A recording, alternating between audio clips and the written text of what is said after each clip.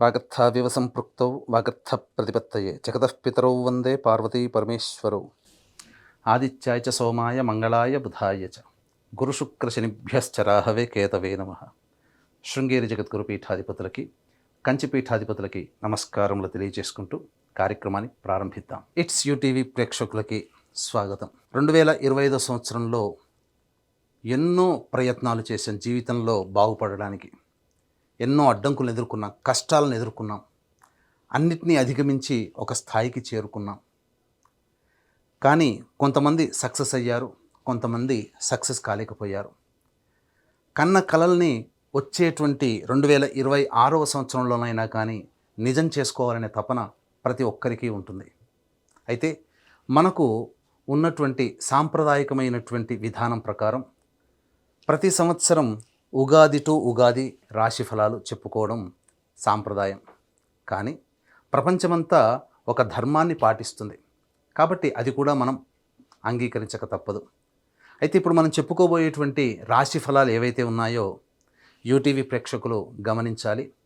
జనవరి 1వ తారీఖు 2026 నుంచి డిసెంబర్ 31వ తారీఖు వరకు 2026 సంవత్సరం వరకు ఉన్నటువంటి గ్రహాల యొక్క సంచారాన్ని బట్టి వివిధ రాశుల్లో జన్మించినటువంటి వారికి ఏ విధంగా ఉండబోతుంది అనేటువంటి విషయాల గురించి క్లుప్తంగా తెలియచేసుకునే ప్రయత్నం చేద్దాం.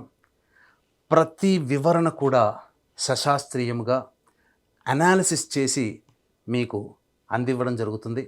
అలాగే సమస్యలు ఉంటే పరిహారాలు ఏం చేసుకోవాలి, కష్టాలు ఇబ్బందులు ఉన్నప్పుడు ఏ విధంగా అధిగమించాలి అనే విషయాన్ని కూడా ఇందులో తెలియచేయడం జరిగింది.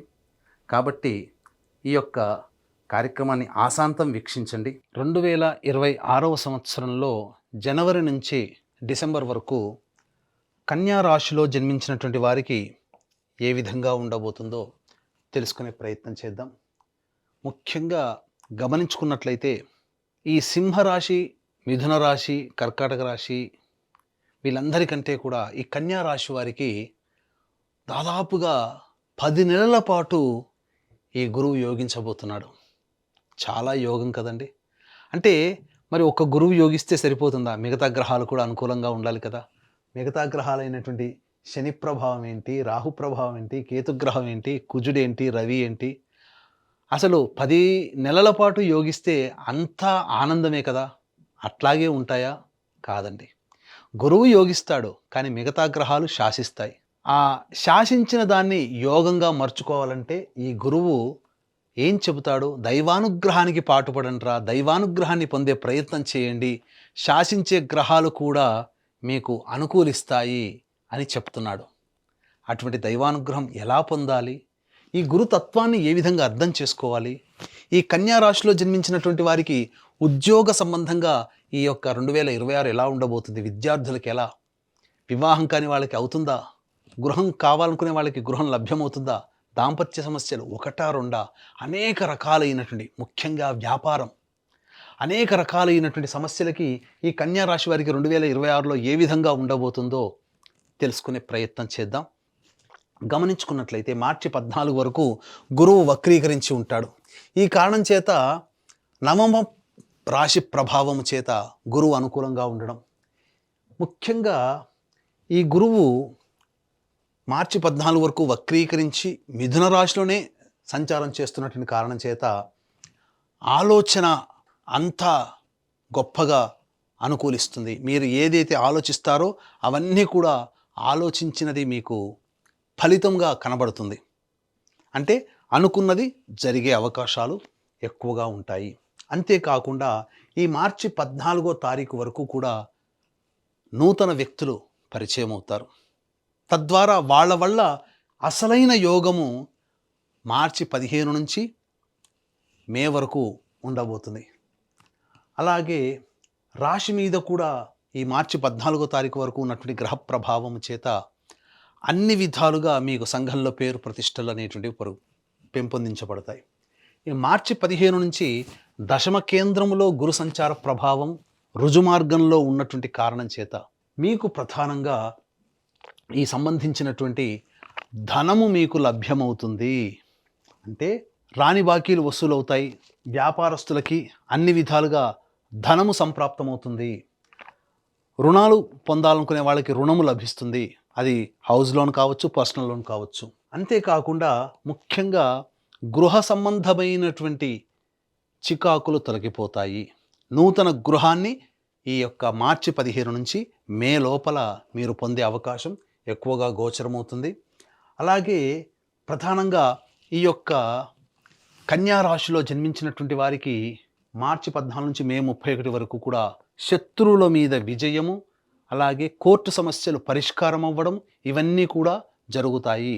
శత్రుపీడ నివారణ జరుగుతుంది.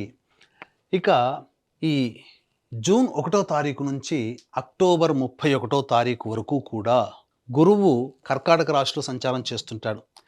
ఆ కారణం చేత అన్ని విధాలుగా యోగదాయకంగా, లాభదాయకంగా ఉంటుంది.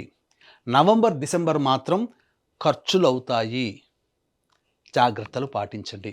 అయితే సప్తమ శని ప్రభావము ఈ యొక్క కొన్ని కష్టాలు అంటే అలసత్వం, ఏ పని ఎందు చేయాలన్నా బద్ధకాన్ని ఇస్తుంది. అన్ని విధాలుగా గురువు మంచిగా యోగిస్తున్నాడు కదా, మనకేంటి ఇంకా ఇబ్బంది ఏంటి అనే భావానికి వెళ్ళిపోతారు.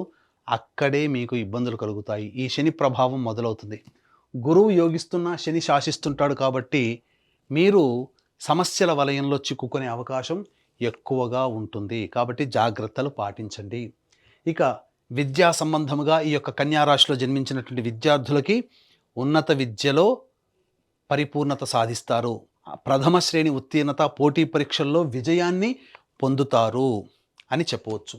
రాహు ప్రభావం అనుకూలంగా ఉండడం, కేతువే చేసేటువంటి ప్రయత్నాల్లో కాస్త ఆటంకాలు అనేటువంటి ఎక్కువగా ఇస్తుంటాడు. కాబట్టి ఇటు శని ప్రభావము, ఇటు కేతుగ్రహ ప్రభావము కొంత అనుకూలంగా లేని కారణం చేత ఎంత గురువు యోగిస్తున్నప్పటికీ కూడా అక్కడ కొన్ని ఆటంకాలు ఉంటాయి. దైవానుగ్రహం ఇక్కడ కావాలి.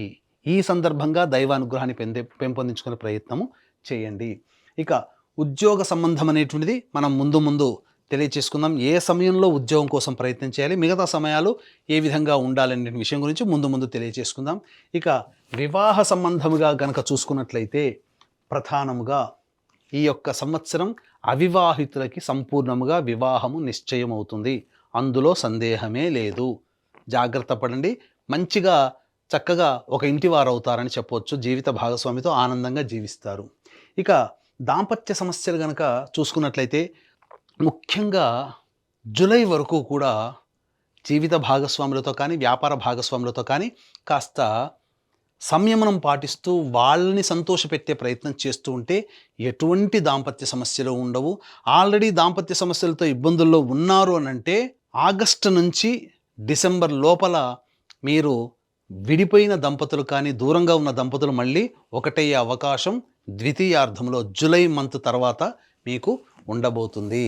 ఇక ఆరోగ్య విషయాన్ని గనక చూసుకున్నట్లయితే తరచూ అనారోగ్య సమస్యలు గురయ్యే అవకాశము ఈ యొక్క కన్యా రాశిలో జన్మించినటువంటి వారికి ఉండబోతుంది. కాబట్టి జాగ్రత్తలు పాటించండి. దైవానుగ్రహాన్ని పొందే ప్రయత్నం చేయండి.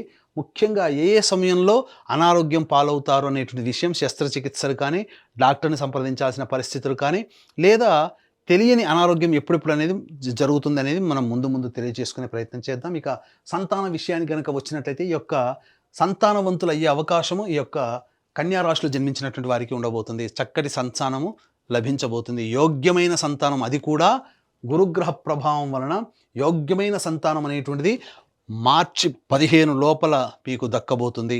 వివాహమైన వాళ్ళకి సంతానం అనగా కన్సీవ్ అవ్వడం కానీ లేదా సంతానం పొందడం కానీ మార్చి 15 లోపల అయ్యే అవకాశాలు ఎక్కువగా ఉన్నాయి అని చెప్పవచ్చు.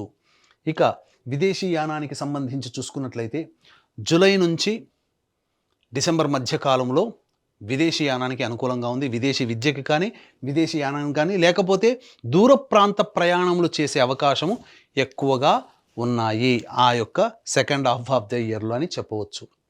ఇక ఈ యొక్క కన్యా రాశిలో జన్మించినటువంటి వారికి ప్రధానంగా వ్యాపారము అనేటువంటిది చూసుకున్నట్లయితే ముఖ్యంగా ఎఫ్ఎంసీజీ ప్రొడక్ట్సు, అలాగే సూపర్ మార్కెట్స్, జనరల్ స్టోర్సు, కళాశాలలు, విద్యాసంస్థలు నడిపేటువంటి వాళ్ళు, బంగారు వ్యాపారస్తులు, తోపుడు బండ్లు అమ్ముకునేటువంటి వాళ్ళు, పికిల్స్ వ్యాపారస్తులు, అలాగే ఈ సంబంధించినటువంటి సూపర్ మార్కెట్లో ఉన్నటువంటి వాళ్ళు, దైవపరమైన వృత్తిలో ఉన్నటువంటి వాళ్ళు, తీర్థయాత్రలు చేసేటువంటి వ్యక్తులు, పూజా స్టోర్స్ నడుపుకునేటువంటి వాళ్ళు, ఇలా సంబంధించినటువంటి టిఫిన్ సెంటర్స్ నడుపుకునేటువంటి వాళ్ళు, వీళ్ళందరికీ కూడా అద్భుతమైనటువంటి అవకాశము, వ్యాపార అభివృద్ధికి కూడా అనుకూలంగా ఉండేటువంటి సమయమని చెప్పవచ్చు. అక్టోబర్ 31వ తారీఖు వరకు మొదటి 10 నెలల పాటు కూడా ఈ యొక్క సంబంధించినటువంటి వాటికి మంచి సమయం చూసుకొని జాతక చక్రాన్ని పరిశీలింపజేసుకొని వ్యాపార విస్తరణ కానీ, వ్యాపారానికి సంబంధించి కొత్త వ్యాపారం ప్రారంభించడం కానీ అనుకూలంగా ఉంటుంది. అలాగే ఈ యొక్క కన్యా రాశిలో జన్మించినటువంటి వారికి ప్రధానంగా చర్మ సంబంధము, అలాగే మట్టి, ఇసుక, ఇటుక వంటి వాటికి సంబంధించినటువంటిది, ఇనుము సంబంధించినటువంటి వ్యాపారస్తులు, గ్రౌండ్ ఆయిల్స్, ఎడిబుల్ ఆయిల్స్ వ్యాపారంలో ఉన్నటువంటి వాళ్ళు, వీళ్ళందరూ కూడా ఆగస్టు, సెప్టెంబర్, అక్టోబర్, నవంబర్ ఈ 4 నెలల్లో వీళ్ళకి మంచి అభివృద్ధి ఉంటుంది. జూలై వరకు కూడా సాధారణమైనటువంటి వ్యాపారమే మీకు గడుస్తుందని చెప్పవచ్చు. ఇక ముఖ్యంగా ఈ యొక్క కన్యా రాశిలో జన్మించినటువంటి వాళ్ళకి, కళారంగంలో ఉన్నటువంటి వాళ్ళకి అద్భుతమైనటువంటి అవకాశాలు వస్తాయి. మీకు ముఖ్యంగా మీకు పేరు తెచ్చిపెట్టేటువంటి అవకాశాలు వస్తాయి. సినిమా రంగము, సీరియల్స్, అలాగే social media, electronic and printing media రంగంలో ఉన్నటువంటి వాళ్ళకందరికీ కూడా మంచి స్థితిగతులు పొందుతాయి. ధన రాబడి ఉంటుంది, రాని బాకీలు వసూలవుతాయి అని చెప్పవచ్చు. ఈ యొక్క కన్యా రాశిలో జన్మించినటువంటి రైతులు సాధారణ పంటలు వేసుకున్న అధిక దిగుబడి కలుగుతుంది. వాణిజ్య పంటల జోలికి మాత్రం వెళ్ళబోకండి. సాధారణ శాస్త్రీయమైనటువంటి పంటల్ని వేసుకోండి. మంచి దిగుబడితో మీరు లాభాల బాటలో ఉంటారు అని చెప్పవచ్చు. ముఖ్యంగా ఈ రాశిలో జన్మించినటువంటి స్త్రీలు ముఖ్యంగా గమనించుకోవాల్సినటువంటిది, మీకు పేరు ప్రఖ్యాతులు పెరుగుతాయి, అదనపు బాధ్యతలు పెరుగుతాయి. అంతేకాకుండా మీరు ఏదైనా విద్య నేర్చుకోవాలి అనుకుంటారు కదా, ఆ విద్యని పరిపూర్ణత సాధించుకుంటారు. కళారంగంలో ఉన్నటువంటి స్త్రీలకి మంచి అవకాశాలు లభిస్తాయి. ఆఖరి నవంబర్, డిసెంబర్ నెలలు మాత్రం గడ్డు కాలంగా చెప్పవచ్చు. ఖర్చులు అధికంగా ఉంటాయి. అలాగే ఆరోగ్యం పట్ల శ్రద్ధ వహించాలి. ఎంత బాగున్నప్పటికీ కూడా ఏదో తెలియని అనారోగ్య సూచనలు మీకు ఎక్కువగా ఉంటాయి. డాక్టర్లు పరీక్షలు చేసుకుని అంతా బాగుంది అని అంటారు, కానీ శరీరం మాత్రం మీకు నిస్సత్తువగా ఉంటుంది. శరీరములో కొద్దిగా పనిచేసినా అలసిపోయే తత్వం ఉంటుంది. వివాహం కాని అమ్మాయిలకి వివాహాలు అవుతాయి. మీకు మీ యొక్క సర్వీసు ఎదుటి వాళ్ళకి వృధాగా పోతుంది తప్ప మీకు తిరిగి సహాయం చేసే వాళ్ళు ఉండరు. కాకపోతే మీకు సంఘంలో పేరు ప్రతిష్టలు పెరుగుతాయి. మీ డబ్బుని మీరు అధికంగా ఇబ్బడి ముబ్బడిగా చేసుకునే అవకాశాలు వ్యాపారస్తులకి, స్త్రీలకి మంచి అవకాశాలు లభిస్తాయి అని చెప్పవచ్చు. ఇంట బయట మీకు ఆనందంగా జీవించగలుగుతారు. కుటుంబంలో గౌరవ మర్యాదలు, సంఘంలో పేరు ప్రతిష్టలు, మీ మాట చెల్లుబాటు అవుతుంది. ఉద్యోగార్థులకి మంచి పదవితో కూడుకున్నటువంటి అభివృద్ధి అనేటువంటిది ఉంటుందని చెప్పవచ్చు. ఇక ఉద్యోగ సంబంధముగా చూసుకున్నట్లయితే, రాజకీయ సంబంధంగా చూసుకున్నట్లయితే అనేటువంటి విషయాల గురించి ముందు తెలియజేసుకుందాం. వీక్షించేటువంటి ప్రేక్షకులు కూడా ఇప్పుడు చెప్పినటువంటి సమస్యల కంటే కూడా ఇంకా ఎక్కువగా మీరు సమస్యలు ఎదుర్కొంటున్నారు అనంటే మీ యొక్క జన్మజాతకంలో నడుస్తున్నటువంటి గ్రహ దశాంతర దశల ప్రభావము కూడా. కాబట్టి దగ్గరలోని మంచి ఉపాసనా పరులైనటువంటి జ్యోతిష్యులని సంప్రదించి వారి సలహాలు, సూచనలు కనుక పాటించినట్లయితే మరింత మెరుగైనటువంటి జీవితాన్ని పొందుతారని తెలియజేయవచ్చు. అలాగే ఇంతకుముందు మొదట్లో మనం చెప్పుకున్నట్టుగా ఒక గురువు ఒక్కడే బాగుంటే మిగతా గ్రహాలు శాసిస్తాయి.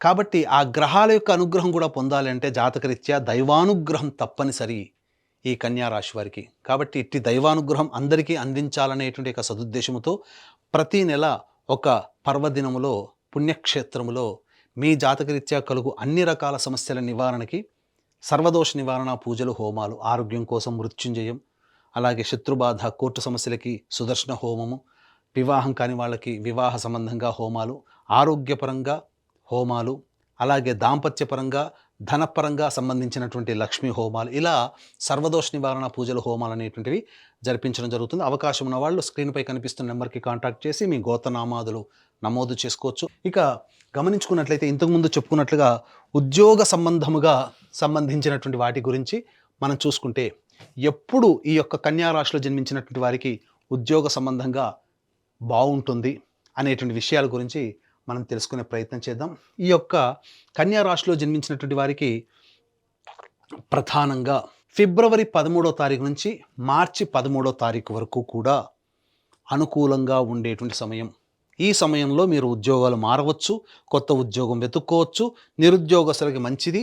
అలాగే ఉద్యోగ సంబంధంగా శుభమైనటువంటి వార్త మీరు పొందుతారని చెప్పవచ్చు. అలాగే జూన్ 15వ తారీఖు నుంచి ఆగస్ట్ 16వ తారీఖు వరకు కూడా, జూన్ 15 టు ఆగస్టు 16 కూడా అనుకూలమైనటువంటి సమయము. ఈ సమయంలో కూడా నిరుద్యోగస్తులకి ఉద్యోగం కానీ లేదా కొత్త సంస్థల్లో ఉద్యోగం మార్పు కానీ చేసుకోవచ్చు. ఇక నవంబర్ 16 నుంచి డిసెంబర్ 15 వరకు కూడా ఈ సంవత్సరం అనుకూలంగా ఉంది. మిగతా సమయాలు మాత్రం ఏమాత్రం అనుకూలంగా లేదు. ప్రయత్నించి భంగపాటు పడేదానికంటే ఉన్న సంస్థల్లోనే మిగతా సమయాల్లో మీరు ప్రయత్నం చేసుకోండి, అక్కడే పని చేయండి. వ్యాపార విస్తరణకి కూడా ఇంతకుముందు చెప్పిన సమయాలే చాలా మంచి సమయంలో, మిగతా సమయాలు వ్యాపార విస్తరణకి అనుకూలంగా లేవు. ఇక గమనించుకున్నట్లయితే ఈ యొక్క కన్యా రాశిలో జన్మించినటువంటి వారికి మార్చి వరకు కూడా సంపూర్ణముగా అనుకూలంగా ఉండేటువంటి సమయము. ఇక ఏప్రిల్ మంత్ ఏదైతే ఉంటుందో జీవిత భాగస్వామితో, వ్యాపార భాగస్వామితో జాగ్రత్తగా మాట్లాడండి. మీరు ఎవరితో కలిసి పనిచేసినా ఆ సమయంలో మీకు తగాదాలు వస్తాయి. ఇక మే 1 నుంచి జూన్ 19వ తారీఖు వరకు ఆరోగ్యపరంగా జాగ్రత్తలు పాటించండి. అనారోగ్య సమస్యలు వస్తాయి. డాక్టర్ని సంప్రదించే ప్రయత్నం కలుగుతుంది. శస్త్రచికిత్సలు జరిగే అవకాశం ఉంటుంది కాబట్టి జాగ్రత్తలు పాటించండి. ఇక జూన్ 20 నుంచి ఆగస్టు 1వ తారీఖు వరకు కూడా న్యాయ సంబంధమైనటువంటి పోరాటాలు కానీ లేదా ప్రభుత్వ పరంగా పన్నులు కట్టాల్సినటువంటి పరిస్థితి కానీ ఏర్పడుతుంది. ఆగస్టు 2 నుంచి సెప్టెంబర్ 17వ తారీఖు వరకు కోపం అధికంగా ఉంటుంది. ప్రతి పనిలో చికాకులు అనేటువంటివి ఉంటాయి. కాబట్టి కాస్త ప్రశాంతంగా ఉండే ప్రయత్నం చేయండి. సెప్టెంబర్ 18 నుంచి నవంబర్ 11వ తారీఖు వరకు కూడా అన్ని విధాలుగా శుభదాయకంగా ఉంటుంది. నవంబర్ 11 నుంచి డిసెంబర్ వరకు కూడా మీకు అనవసరంగా ఖర్చులు, వృధా ప్రయాణాలు అనేటువంటివి ఉంటాయి కాబట్టి జాగ్రత్తలు పాటించండి. ఏతావాత చెప్పొచ్చేది ఏమిటంటే ఈ యొక్క కన్యా రాశిలో జన్మించినటువంటి వారికి ప్రధానంగా మంచి శుభ ఫలితాలే ఉంటాయి. దైవానుగ్రహం తప్పనిసరి. ఇట్టి దైవానుగ్రహం కోసం మీరు ప్రధానంగా ఈ సంబంధించినటువంటి ప్రతిరోజు కూడా కాలభైరవాష్టక పారాయణము, అలాగే దత్త కవచము ప్రతిరోజు రోజుకి 3 సార్లు పఠించండి. ఇవి చేసినట్లయితే సంపూర్ణంగా కన్యారాశి వారికి పరిస్థితులన్నీ అదుపులో ఉంటాయి. లేదా ఇంకా సమస్యలు అధికంగా ఉన్నాయంటే మన పీఠం ఆధ్వర్యంలో ఎలాగో ప్రతి నెల జరిగేటువంటి సర్వదోష నివారణ పూజల హోమాల్లో సంవత్సరం పాటు జరిగేటువంటి కార్యక్రమాల్లో 1 సంవత్సరం పాటు మీరు నమోదు చేసుకోవచ్చు. ఇట్స్ యూటీవీ ప్రేక్షకులు విన్నారు కదా, ఇప్పుడు చెప్పినటువంటి రాశుల్లో జన్మించినటువంటి వారికి ఏ విధంగా ఉండబోతుందో తెలుసుకున్నారు. ఈ రాశిలో జన్మించినటువంటి వారికి అందరికీ కూడా మంచి జరగాలి, మీ యొక్క సంకల్పం నెరవేరాలి. అలాగే కష్టాలు, ఇబ్బందులు, సమస్యలు వచ్చినప్పుడు ఏ విధంగా అధిగమించాలో తెలుసుకున్నారు. ఎటువంటి పరిహారాలు పాటించాలో కూడా తెలుసుకున్నారు. కాబట్టి మీకందరికీ మంచి జరగాలని కోరుకుంటూ మరొక్కసారి ఇట్స్ యూటీవీ ప్రేక్షకులకి మీ సంకల్పం నెరవేరాలని కోరుకుంటూ సెలవు.